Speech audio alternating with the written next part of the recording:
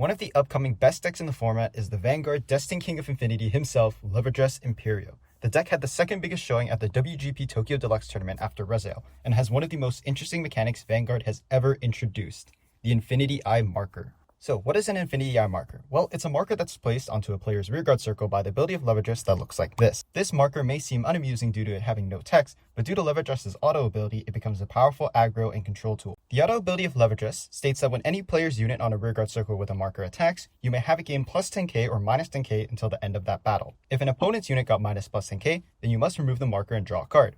So, most importantly, how does one attain an Infinity Eye Marker? Well, Levidras Imperio's most important ability is for the cost of either counterblast 1 or shoving a Levidras named card in your hand as soul, you can place 2 markers on any player's rearguard circles. This becomes 3 instead of 2 markers if you shove the original Levidras to soul. Imperio can also copy the once per game Divine skill of the original Levidras in its soul. For the cost of Soul Blast 1 when your opponent's Vanguard is grade 3 or greater, you gain plus 10k and a crit this turn, as well as placing a marker each on one of your own and your opponent's rearguard circles. This makes going second a lot more stable as you throw in a 2 damage attack on your Vanguard swing, as well as additional markers to help you live longer and draw into more rearguards. You can place multiple markers on the same circle, but can only activate 1 per unit's attack. So for example, if there's 2 on a front row rearguard circle, and the unit on it attacks, you can only activate 1 of those markers. If there is 1 each in a column, you can choose to activate each individually as the attack and boost conditions for 2 units were fulfilled. Since the start of the Overdress format, we haven't really had strong defensive power creep outside of blitz orders and effect triggers. So a deck that has both offense and defense built into the Vanguard skill makes the deck very unique. Along with the support from its rearguards, the deck's game plan is very strong and consistent. It also adds multiple interactions during the opponent's turn that manipulates their game plan. So here's 3 quick reasons for why the Infinity Eyes mechanic is so impactful. Number 1, it makes your rearguard stronger throughout the entire game, asking for an additional 15k shield due to gaining plus 10k power. Number 2, it minuses power from your opponent's rearguards, making it easier to guard. And number 3, it adds draw power to your deck outside of your turn. Now the first one is easy to explain. More power means more cards your opponent has to guard with in Vanguard, and Levidras has cards that highlight the power increase with multiple attacks through efficient rearguards. Drawing and minusing power on the opponent's turn is pretty self-explanatory. Less power and more cards in hand means more rearguards to attack and cards with actual shield value in your hand. Later on, we'll go more in depth as to how this changes decision-making, such as placements and attacks. So now my favorite part about the Infinity Eyes markers are the player interactions. Throughout the game, as players pay cost to create markers, the marker's placement as well as whether it will be stacked on a circle will drastically impact the opponent's gameplay. Most often, you'll see markers spot on your front row rearguard circles because you're losing out on an attack that turn by not swinging with them. These placements affect the momentum of the game and the attack patterns of players. I'll cover use cases we saw a lot of in the WGP Deluxe Tournament stream in day 1 and 2. The first scenario is stacking 2 markers on a front row rearguard circle. What this does is discourage the opponent from making 2 attacks in that column in the same turn. For decks that have rearguards that attack multiple times, such as Furai from Shiranui, this can be extremely annoying, especially if they already have a rearguard that can restand on that circle. You're effectively reducing their power by minus 10k across 2 attacks while increasing your hand size by 2.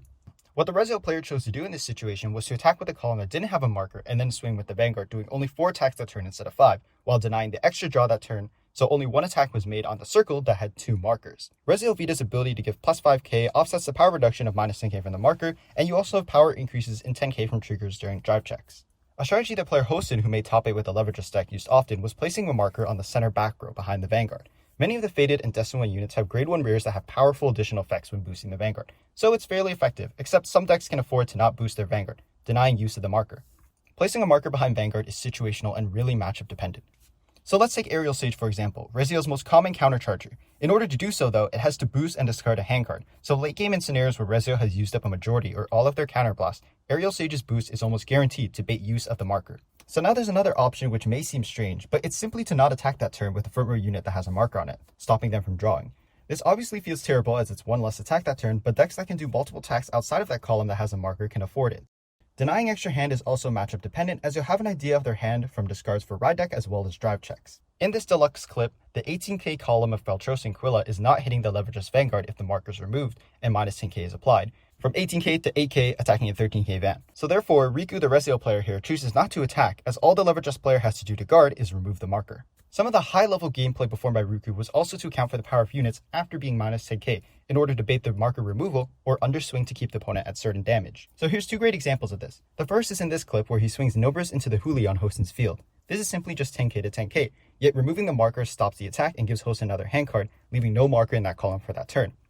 Therefore, Riku's board after attacking with RiceEater is a lot more threatening. Hosen likely removed the marker to keep the 5k shield from Huli's intercept, in addition to seeing an extra hand card for better decisions for guarding, once he sees what rearguards are called off RiceEater. In the second clip, Riku has Persona Ride activated, giving his front row plus 10k. He makes a calculated decision to attack with the no burst he called from hand that turn to attack the Vanguard. Persona Ride is evening out the minus 10k from the marker, so removing the marker guards the attack successfully, keeping the opponent at 4. This allows Riku to potentially heal from 4 down to 3, and control the counterblast available for the opponent by checking critical triggers and threatening lethal damage from 4 to 6. The Levidras player could save the marker for later, but 10k is an awkward 2-hand guard without 15k shields, as Levidras most often plays front triggers, and going to 5 damage means they would have to guard every other attack that turn. So finally, the last technicality with Levidras is the underswinging you can perform with the Infinity Eyes marker. Underswinging is when your Vanguard attacks with the intention of not hitting due to having less power and still performing drive checks. It's most often found in the Legacy format of Vanguard to deny counterblast as you ride rears with smaller power. Because Levidras' auto can minus power from your own rearguards and boost, you can place a marker behind Levidras and boost with it to have total power less than the opponent's Vanguard. So to summarize the math, the column would likely be 13k plus 8k equaling 21k, which is then minus by 10k to equal 11k into a 13k base Vanguard. Drive check is then performed and triggers are then given to another unit not in battle. This is especially helpful in scenarios where you want to deny your opponent damage for a turn while still farming hand with drive checks. It's a very niche player skill, but it comes up a lot in matches where having a singular counterblast makes the opponent's turn very hard to guard. So now we're going to go through Levidras' key rearguards to show how the power increase really impacts their numbers. Foxhole is the Divine Z signature booster for the Levidras Vanguard. It enables it to hit bigger numbers, asking for magic numbers as shield, being a 15k booster, while also giving a unit in the back row plus 10k for CB1 and the ability to attack from the back row. Alongside this, Antigaster enables attacking from the back row if you have 3 markers on either player's field and no unit of the same name in the background, while also stacking the deck and increasing hand by E being 3. Thanks to these cards, Levidras can effectively do 5 attacks a turn, asking for large shield value, while retaining a healthy hand size. Now, a card that uses the marker's power very efficiently is Squirrel. It has the ability to boost and afterwards move to an empty rearguard circle with a marker on it, Soul Blast 1 to restand itself and gain plus 5k. By targeting it with Foxhole and adding the power of the marker, it gains plus 10k power total, which is distributed twice through its restand. It's really great on low commit turns or in situations where you'd rather have a massive column first rather than smaller attacks. The Squirrel works very well with the other new grade 3 added in set 5, Sharpnet, which can revive itself for Soul Plus 1 if you have 3 or more markers, including you on your opponent's field, and don't already have one on your field. And on attack, if there's markers of yours in the same column, it can be yours or your opponent's, it can retire another rearguard to gain plus 10k power, and at the end of the battle, retire itself to draw 1. So here's a quick example attack pattern. You swing Levidras boosted by Foxhole and give plus 10k to Squirrel. The rearguards in the other column attacks, or just 1, and then attack with the grade 3 boosted by Squirrel into the Vanguard and use Sharpnet to retire the back row unit to make room for Squirrel. Then afterwards, you resolve Squirrel, restand it, move to a back row with a marker, and Squirrel can attack solo from the back row due to Fox's boost, or boost the rearguard in front of it in that column, resulting in a really big attack. This results in your opponent having to think about guarding either a massive attack or 2 slightly smaller ones, and by smaller ones, they're still asking for basically 2-hand guards. Alright, so that pretty much covers everything. Just know that this is not supposed to be a Levidras deck guide because the mirror is also very complicated and you have to keep track of both markers. That's a whole other rabbit hole video you could go down and make.